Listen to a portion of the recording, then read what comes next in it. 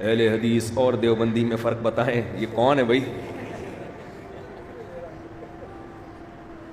دیکھو دیوبند جو ہے نا، دیوبند تو کوئی نیا مسلک ہے نہیں.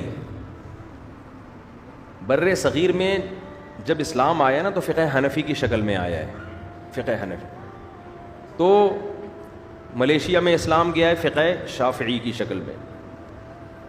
تو یہ جو چار مکاتب فکر ہے نا، حنفی، مالکی، شافعی اور حنبلی، یہ چاروں صحیح ہیں. ان میں سے کسی ایک کو فالو کرنا چاہیے اور تینوں کو درست سمجھنا چاہیے. باقی یہ دیوبندی نام جو پڑا ہے یہ بریلوی حضرات کے مقابلے میں پڑا ہے، ورنہ ہے وہ سب حنفی ہی.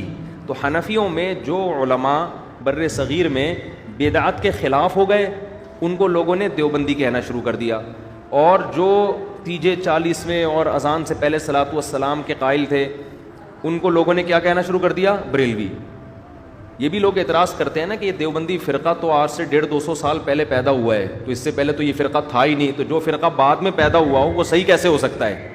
اصولی طور پر تو بات صحیح ہے کہ جو فرقہ ہی پہلے نبی کے دور میں تھا ہی نہیں وہ صحیح کیسے ہو گیا؟ تو خوب سمجھ لیں، نہ دیوبندی تھے نہ بریلوی، حنفی تھے. بر صغیر میں جب آیا نا اسلام تو فقہ حنفی کی صورت میں آیا ہے. تو اس لیے میں اپنی نسبت فقہ حنفی کی طرف کرتا ہوں، فقہ حنفی کی طرف میں اپنی نسبت کرتا ہوں. تو یہ نام جو یہ تو لوگوں نے کر دیے ہیں کہ حنفیوں میں جو تیجے 40ویں کے قائل ہیں ان کو لوگ بریلوی کہتے ہیں، جو تیجے 40ویں کے قائل نہیں ان کو لوگ کیا کہتے ہیں؟ دیوبندی کہتے ہیں.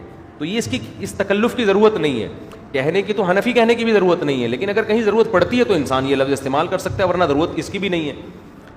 لوگ کہہ سکتے ہیں کہ فقہ حنفی بھی تو نبی کے دور میں نہیں تھا. فقہ حنفی کے مسائل تھے، نام نہیں تھا. جیسے مصحف عثمانی کا نام نہیں تھا نبی کے دور میں، مرتب بعد میں ہوا ہے، مگر مصحف عثمانی نبی کے دور میں موجود تھا، مگر مرتب کس نے کیا؟ حضرت عثمان نے. تو فقہ حنفی، شافعی، مالکی یہ سارے نبی کے دور میں تھے، ان کو مرتب بعد میں کیا گیا تو نام ان کا بعد میں رکھا گیا ہے.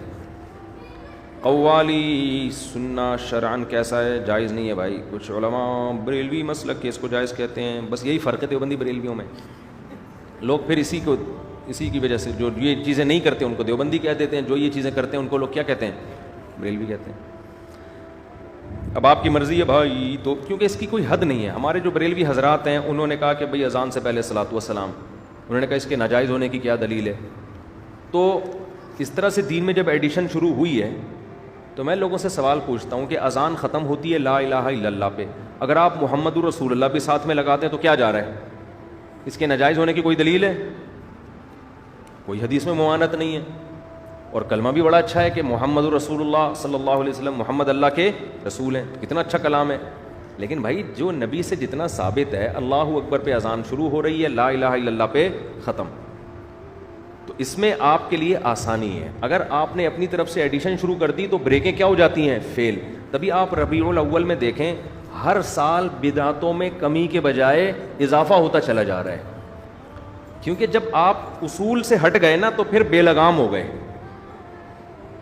بعض جگہوں پہ تو عید کی نماز شروع ہو گئی، بعض جگہوں پہ کیک کاٹا جا رہا ہے. تو اب خود بریلوی جو سنجیدہ علماء ہیں وہ بھی پریشان ہے کہ یہ جا کدھر کو رہے ہیں، یہ تو ہمارا اینڈ کیا ہوگا؟ تو بھائی یہ اینڈ اس کا فطری اینڈ نتیجہ ہے، یہ ایسا ہی ہونا تھا، اور اگلے سال اس سے بھی زیادہ ہوگا، اور اگلے سال پھر اس سے بھی زیادہ. تو یہ پہلے آپ دیکھیں دیوبندی بریلویوں میں فاصلے کم تھے، پہلے فاصلے کم تھے، اب یہ فاصلے کیا ہوتے جا رہے ہیں؟ کیونکہ خانیوال تک اکٹھے آئے تھے، خانیوال تک انجن چینج ہو گیا، سرگودا والی گاڑی ادھر نکل گئی، لاہور والی ادھر نکل گئی. اب جیسے جیسے سرگودا والی گاڑی سرگودا جائے گی، لاہور والی ٹرین لاہور، تو فاصلے کیا ہوتے چلے جائیں گے؟